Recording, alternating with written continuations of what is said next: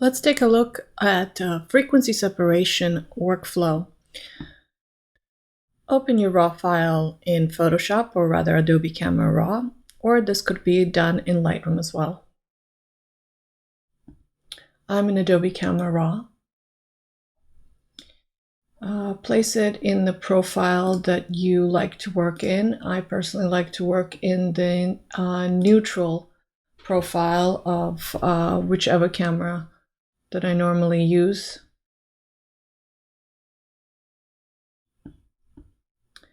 And process your file so you see all the detail, but you're not blocking any of your information, meaning that your shadows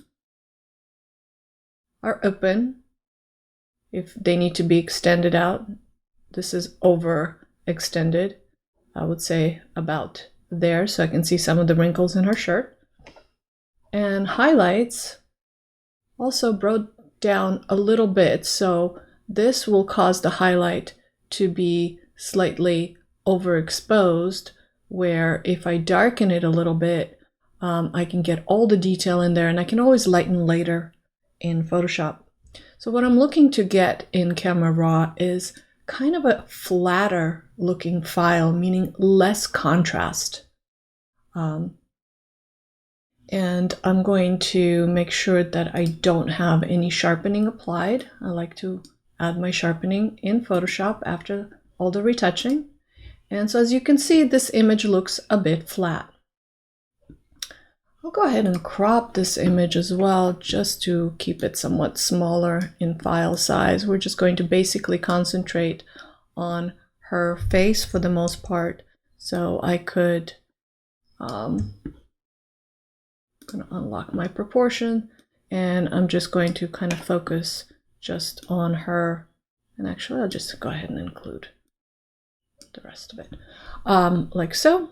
And I'm going to go ahead and open it. I'm opening this up, by the way, in Adobe RGB color space in 8-bit. So the frequency separation we're talking about is going to be in 8-bit.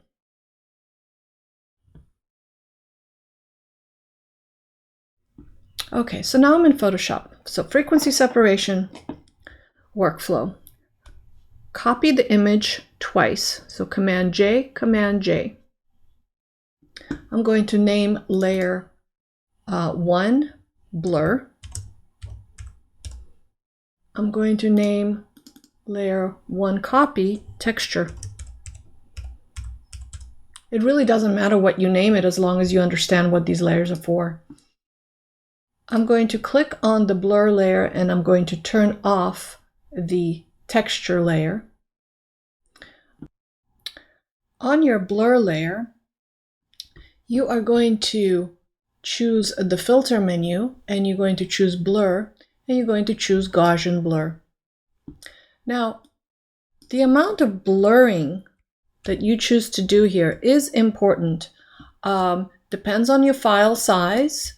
And I usually like to use a lower blur, about a 7. So as you can see, I can see the features, but they're slightly soft. Now, some people like to do this at a greater effect, and you can probably go as high as 14 in the blur effect. So experiment with that a little bit. I'm choosing to do 7.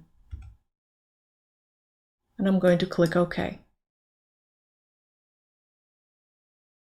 Now I'm going to click on the texture layer, turn it on.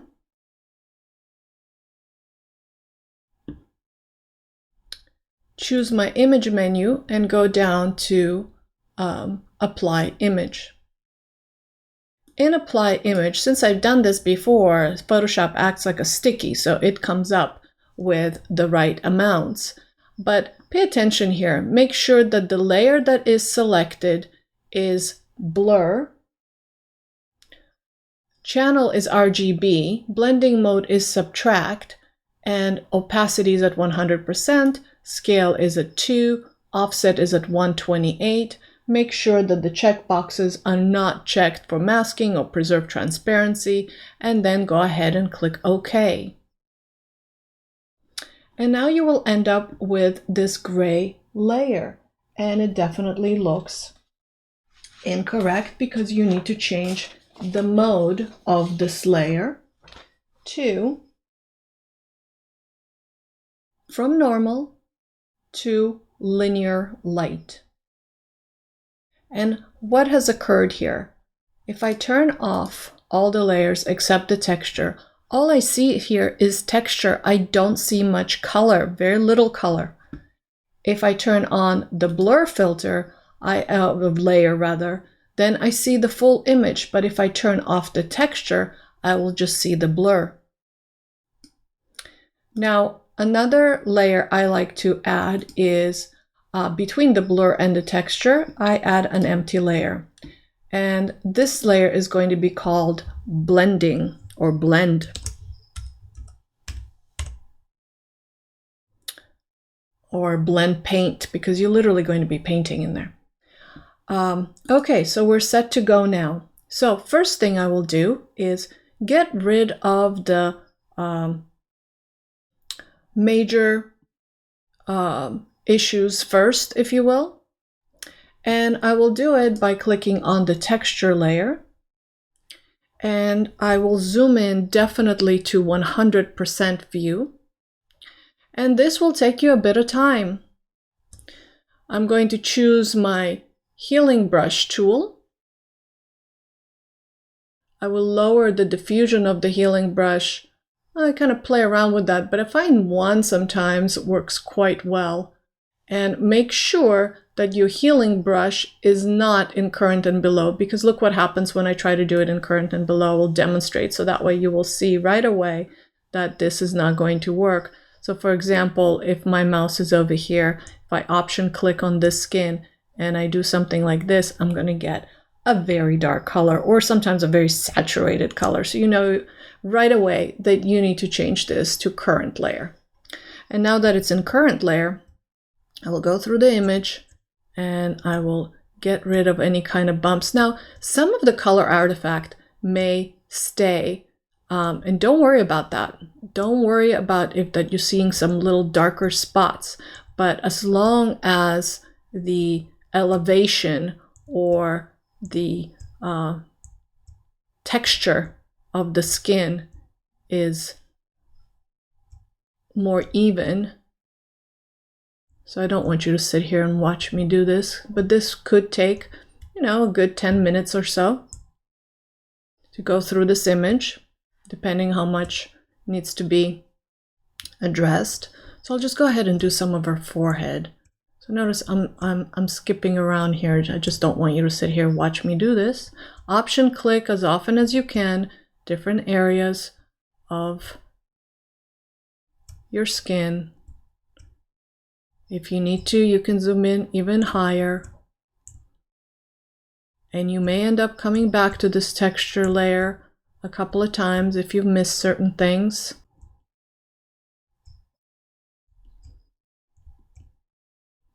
So let's say that this is a pretty good even. Again, don't worry that it's not quite even yet, because we have the blur layer to work with.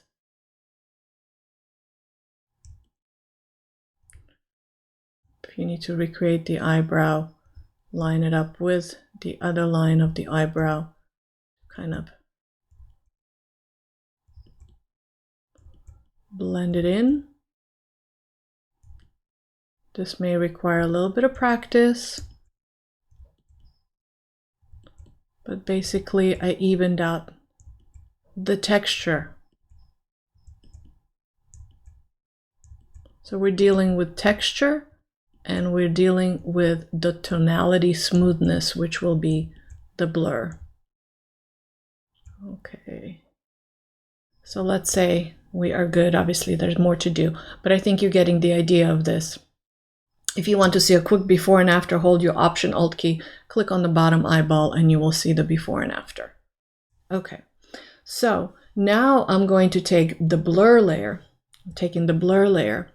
And if I want to even out the skin tone, there's some shine here. So if I want to even this out, what I can do is take the lasso tool. My lasso tool is set to 3 pixel radius, so it's a little bit smoother. And I'm going to kind of just select her cheek area right here, like so. Okay, I'm going to choose filter, blur. Now you could go to Gaussian blur if you want to. So let's see what Gaussian blur does, and then the other ones we'll do with lens blur. So this is Gaussian blur. You can hide the running ants by choosing Command H. And I can blend this out. So as you can see, if I blend this out too much, it starts looking fairly artificial, but it kind of depends what look you're going for. So in my opinion, that would be too much, but some clients like that. So I would probably leave it at about there or so and click OK. So that was Gaussian blur. Let's see what lens blur can do for us. So notice how I'm leaving some, like I left that little spot because I don't know if that's part of her character. Maybe that's a little beauty mark that she's very proud of. So I don't know this, so I'm leaving it alone. I'm going to hide the selection, again, Command H, filter, and I'm going to choose, this time I'm going to choose blur, but I'm going to choose motion blur. Notice I have Command B allocated to it because I do this with motion blur for the most part. So I'm going to increase the blur. You can change the direction of the blur. So if you look at the skin and seeing which way is it pulling, so you could be pulling it up and down like so, that looks a little strange. Or you can pull it a little bit to the side, which would look a little bit more natural. And you can increase this blur. Don't overdo it because then you will start seeing artifacts. So there's a limit how much you can do. So do it so it looks natural. Click OK. Go to the next spot. Now anytime that I click outside of my selection, it basically deselects and I'm able to go to the next one. Command H. Command B for motion blur. So there's my motion blur, and I can apply another motion blur, and I'll do this one a little bit more heavy-handed, maybe like about so. Click OK. I'll go over to the forehead area. So the forehead area you could kind of grab a little more. Again, Command B. That's my shortcut. Now remember, you guys will have to go to filter, blur, motion blur. And blur this out to about, yeah, that looks good. And you see how much smoother that is. Now I missed a few spots there. So I could go back to texture, back in texture, back in the heel brush, or the clone stamp tool. If you like, you can do clone stamp tool. But again, make sure that you are in current layer. Make sure your opacity at full opacity, and I usually do a very low flow, so that way I can kind of paint in the pixels. I do a flow of about somewhere around 5%. In this case, it's around 10% right now, so you guys can see it better, and you kind of fix some of the imperfection. Option click, sample. So I'm expecting that you do know how to use the clone stamp tool and the heel brush. Oops. And you may have to go back into the blur layer. You may have to blur a little bit less, a little bit more, and it's kind of a back and forth process. I'll go ahead and actually include all of this. There we go. Command B. Click OK. I don't particularly like what I did with the texture here, so I'm going to go ahead and take my heel brush, kind of fix the texture a little bit. I think it's a little uneven here.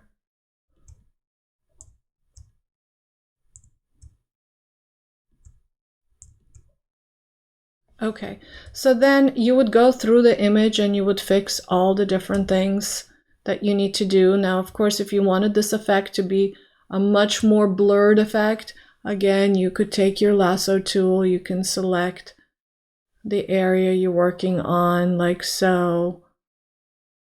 I'm going to keep this out, so I'm gonna deselect that part, hide it, Command B. That's obviously way too much, right? So pull back. That's what it's doing. It's like literally blurring. Oops, what layer am I on? I'm on the wrong layer. Cancel that. So pay attention to your layers. You need to be on the blur layer. There we go. That was a little crazy before. So be mindful of your layers, people. Okay, and I can do it something like that. So now that's even more blurred out. Click OK. Deselect. Now, if you feel like these shiny parts are still too shiny, here's your paint layer. So this is your paint layer. Take your brush tool. You can take even a fairly large brush. Make sure it's a nice soft brush. Make sure that your flow is very, very low. I would do like maybe 3%. Sample a slightly darker color of the skin. So don't sample the highlight, but sample just nearby a little bit of a darker color, but also not too dark. So just a little bit darker. And then on the paint layer, you will literally paint it in. If you need it to be a little bit darker, you can go ahead and paint it in even more.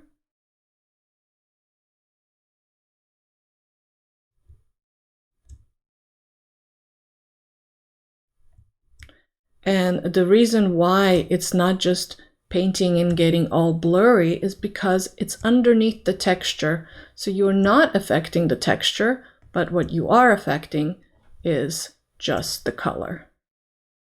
And you can blend it out as much as you want, or if you overdo it, you can always erase it because it's just an independent layer.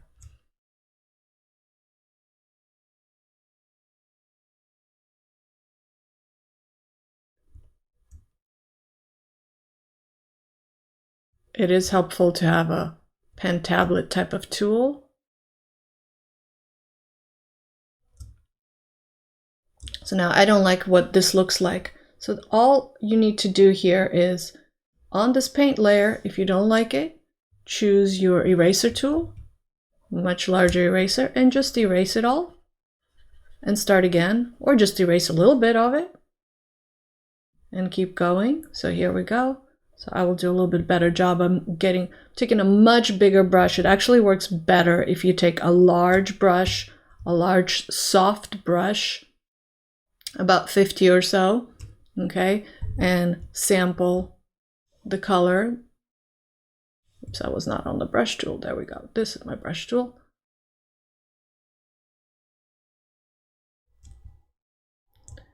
Sample somewhat of a darker color.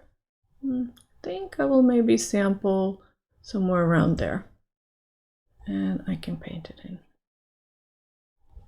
Or if I need it to be a little bit more red, I paint in a little bit more red. And notice how I'm painting over her eyebrows. I'm going to fix that in a minute.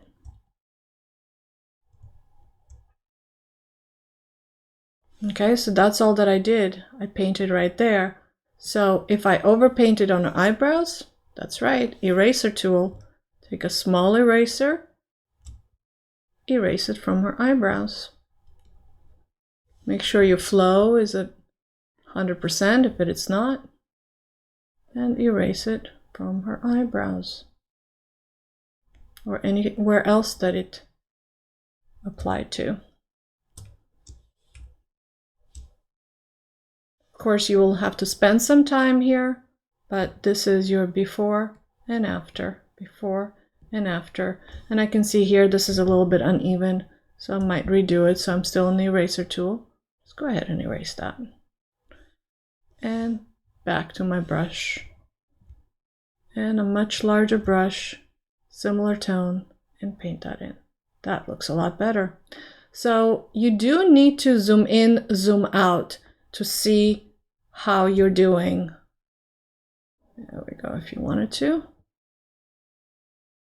And you can paint that in. And you can paint slightly darker or slightly warmer colors and even that out by however much you need to, depending on the look you're going for. So you see how this side of her face has become a lot more matte. Before and after. I hope this helps.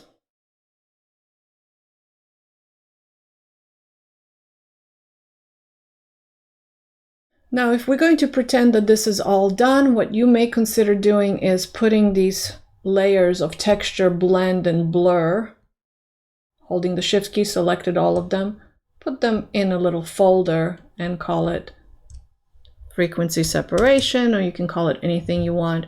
And then if you still need to add more contrast overall, take your contrast curve, change it to luminosity, and you can give her a little bit more contrast. Oops, that was a little too much.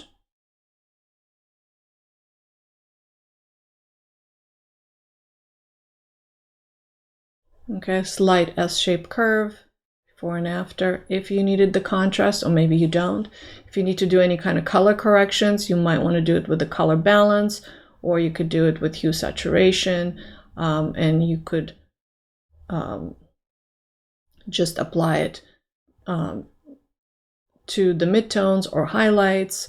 So for example, maybe I just want her highlights to be a little bit cooler, but I want her midtones to be a little bit warmer. You can decide which way you want to go, or maybe the reds could be a little bit less red. And so that's your before and after on the color balance. So now she looks a little bit warmer, less blue. Now she's in a blue background, so there's a lot of blue that's falling onto her. If you just wanted to isolate the blue, you could go to your selective colors and you can select literally the blue and take all the magenta out of, or rather all the red and magenta out. So basically increase cyan, maybe not quite all the way, but and decrease magenta, and you'll see you'll be green, but this image actually has quite a bit of magenta in the blue, so you can kind of adjust your blue if you still wanted that intense blue, or if you wanted to take all the yellow out of it and make it much bluer, or you can make it more teal with more yellow in it, so you can decide. So her skin doesn't have blue, so it does not affect the skin a whole lot.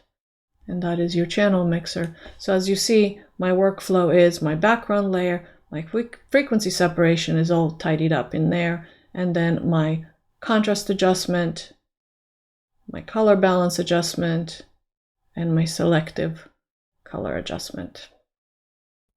If you wish to edit your keyboard shortcuts, like I have Command B for bringing up my motion blur, here's how you edit your keyboard shortcuts in Photoshop. Click on Edit menu, go down to Keyboard Shortcuts. Open up the menu you wish to alter, so it's Filter in my case. Yeah, let's find Blur. There's Blur, open that up. Actually, it's already open. And here's your motion blur. And notice I have Command B. I literally typed in Command B. Now, if Command B was doing some other keyboard shortcut for some other portion of Photoshop, it will tell you that you have a conflict. And so therefore you just have to accept it. And from now on, you have Command B as your motion blur.